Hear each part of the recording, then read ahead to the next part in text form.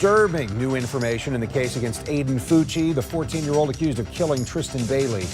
Prosecutors say Fucci stabbed the cheerleader 114 times. Fucci will now be tried as an adult on a first-degree murder charge. And moments ago, the Bailey family released a statement saying they appreciate the thorough and comprehensive work that went into today's outcome. Fucci is being held at a juvenile facility in Daytona. He's being represented by the public defender's office. Bailey's body was found on Mother's Day near a retention pond in the Durbin Crossing subdivision, less than a half-mile from Fucci's home. News 4 Jax reporter Vic Michelucci was at the news conference with the state attorney, which just wrapped up about 30 minutes ago. Vic. Kent and Mary, I also got my hands on the warrant here, the warrant for first-degree murder charges. Before we go any further, I do want to say one more time, the details here are disturbing. Talking to State Attorney R.J. Larizza, he said horrific could be seen as an understatement in this case. He has been working in this jurisdiction for decades, and he says he's never covered or had to work something as horrible as this. So let's go into the details that he released with us. 114 stab wounds. That's what the medical examiner found during the autopsy on Tristyn Bailey's body. 49 of those wounds were defensive.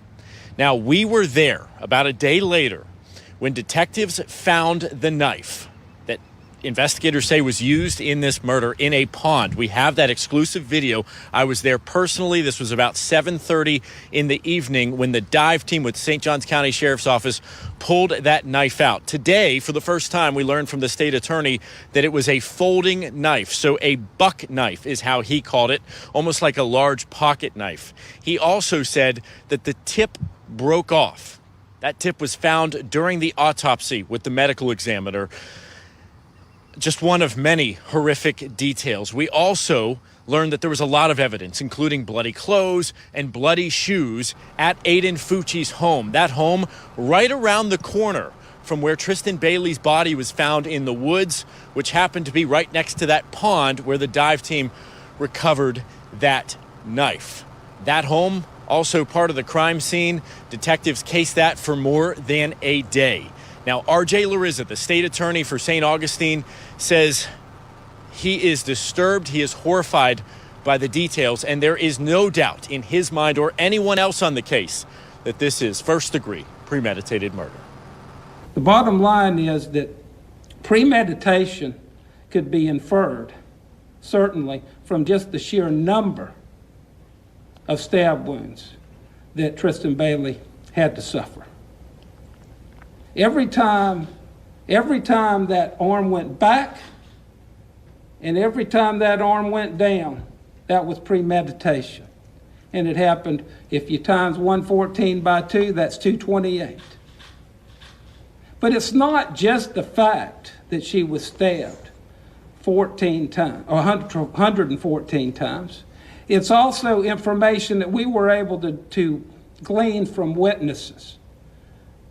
The defendant made statements to several people that he intended to kill someone. He didn't say who that was, but he indicated to witnesses that he was going to kill someone by taking them in the woods and stabbing them, which are certainly the facts of this case.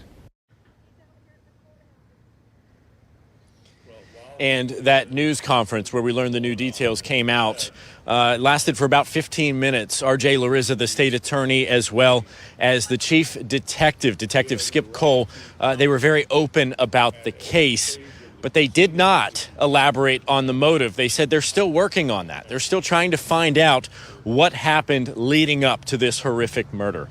As far as Aiden Fucci, the 14-year-old behind all of this, according to investigators, right now he is at a Department of Juvenile Justice facility 2 counties south of us at Daytona Beach.